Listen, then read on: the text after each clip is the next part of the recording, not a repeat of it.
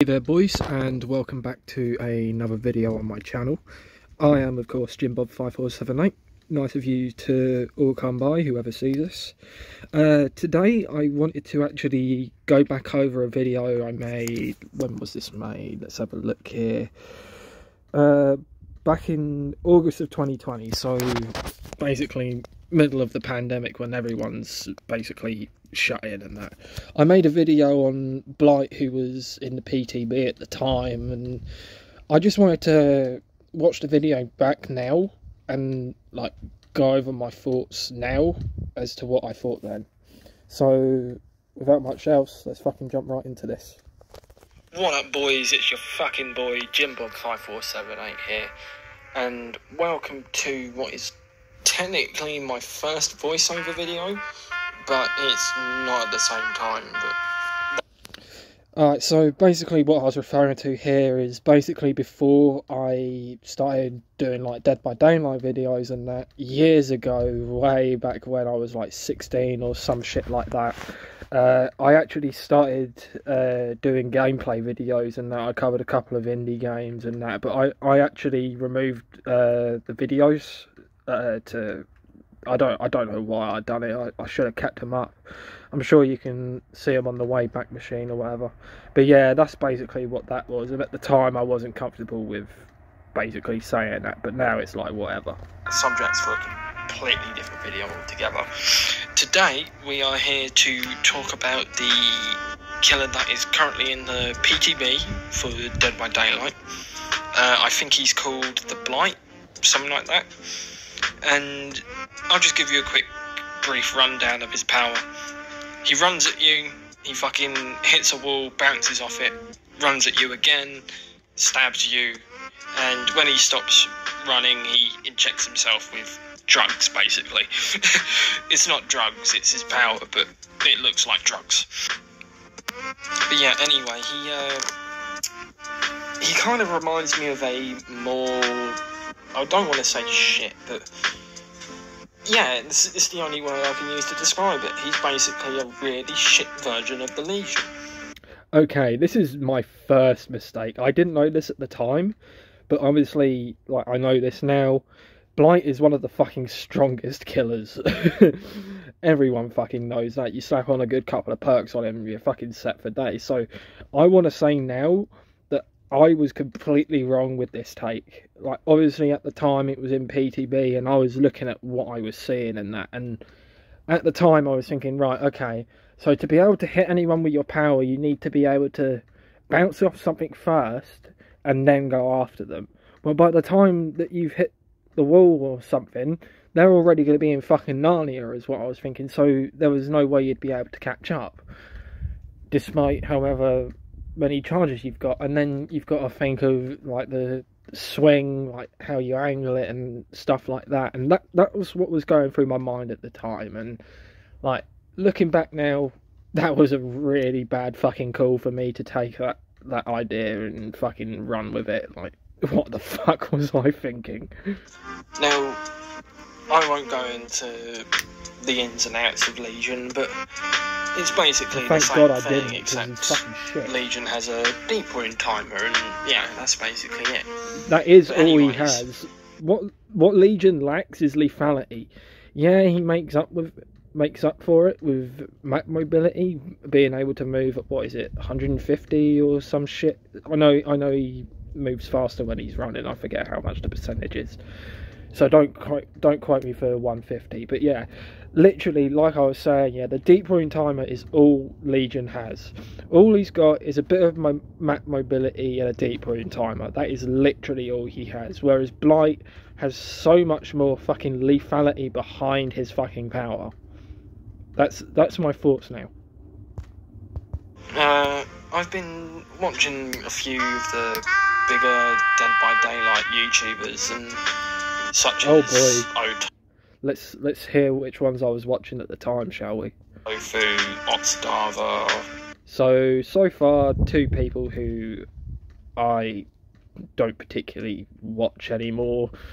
I'll watch Tofu when he's doing like a challenge series, but other than that, I don't really listen to what either of them have to say about the game or the game health, because like obviously, like, I hear what they're saying and I take it in thought as to what they think, and then I try and think how they're thinking, and then I come up with the problems that come along with that. Do you know what I'm saying? So yeah, that's what I do now. But back then, I wasn't thinking like this. I was only about a year into playing the game. Who else have I watched? I've watched Monto. I've watched Space Coconut. Although I don't think those last two have really done much in regards to like. Space Coconut done so fucking much for the community, and I know this is a completely different thing to what I'm saying now, like to what I'm saying in the video now, but I'm pretty sure he did say something about blight for PTB, but I'm not entirely sure whether Coconut actually said anything. PTB and all that. But anyways, yeah, I've been watching him, and from what I can understand, although he acts like Legion, he's just really, really crap in the sense that his hitboxes are too big, and generally trying to play around like tiles in maps and all that with his power is going to be like 10. I was basing this on the turn rate of the rush, and that's what this one was about. Times more difficult. Now, I don't know whether or not this is the case because it's still in PTB, and unfortunately I don't have a computer, which means I can't go and test it out for myself. Which is not the case now. But I have a PC, but it's not able to run it anymore. It's not able to run it properly without changing the res on the screen. Here's the thing, right? The developers of Dead by Daylight Behaviour, they've done this kind of thing before. They've released a... Yeah, and they've done it after that as well. I mean, look at fucking Trickstar. Look at Nemesis. Fuck, look at fucking Twins, for fuck's sake. Really broken killer. And then they've had to release a mid-chapter patch just to make the killer a bit more viable. See... When I say viable, I mean actually working, and yeah, they've done that, but it's still, like, there's still killers that need work and attention. That's the problem, right? If you want a killer to be good from the get-go, don't just fucking release them when they're halfway basically done. And I still say this to this day, but what do I fucking know, eh? I'm only a consumer. Just like everyone else, I only play the game every day, pretty much. Like, I mean, come on, man. You're not gonna you're not gonna do a painting, are you? And then just leave it half finished and be like, yeah, take it, fucking sell it, maybe some money with it. That's not how. Funny how the recent killer's the artist, huh? Sure. I mean, I'm no artist, but I'm pretty sure that an artist wants to finish their work to get the most amount of money they can for a painting or whatever. It's the same principle really here. Like, I'll be honest, I don't really want that to happen to him. I want him to be a really successful deadly killer. But with how things are looking, I don't think he's going to be like that for a while yet. And here I am again saying the completely wrong fucking thing. He is and has been a successful killer since his release, basically. Bear in mind, I don't really play Blight. I only really play Blight when my girlfriend chooses him for me, when she picks a killer and a build for me. But yeah, this is again a really bad take on my half. Not at least until the next, definitely going to be coming mid-chapter patch when they release him. Well, after they've released it. Released it? Released. Yeah. Or you at least think it fucking should be anyway.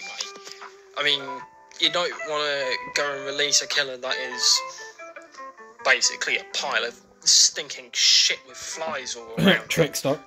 But that said, Behaviour have done that in the past before. I mean, I don't know whether any of you have seen footage of the old Freddy from about, what, a year ago? Fuck, I remember old Freddy still. Just over a year ago now he got his rework. But basically, the only advantage to playing Freddy was that you could basically see auras of survivors when they're outside your Terror Radius, aka... This was based on my own experience with Freddy that I was saying this. There could have been more to Freddy that I didn't know about, but as far as I was aware, that was as far as his power went. Like, you could just see the auras of survivors outside his terror radius. Heartbeat. Now, Freddy did get a rework.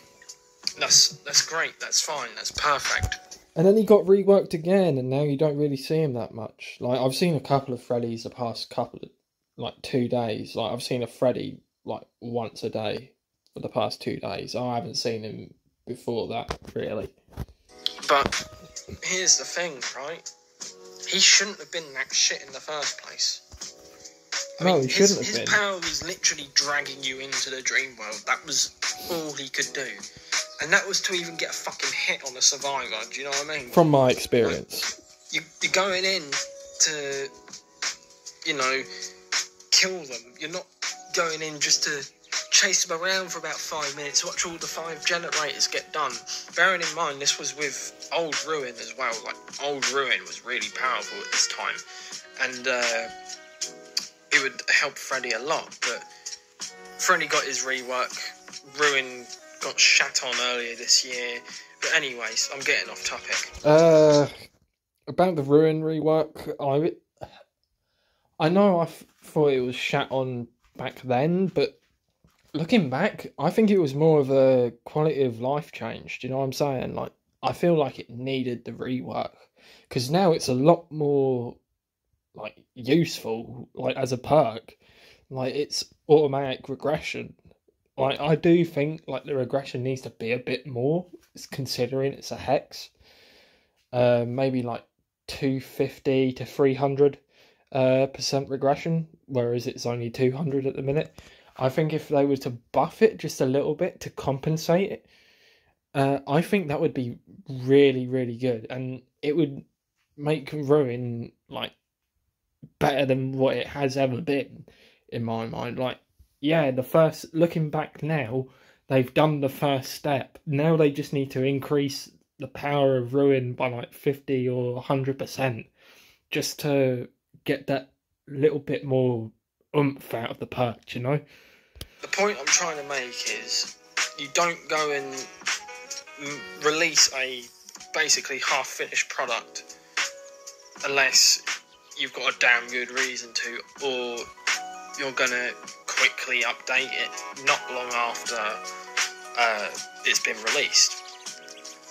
But again, going back to the artist example, if you wanted to avoid that, let's just skip on. Again, I'm no expert on I'm waffling on a bit. This new blight character, or whatever he's called, they really need to sort him out before he goes live, because I can't remember exactly what was up with him when he was in PTB. I think there was a couple of things wrong with him, but they did basically smoothen all that out anyway.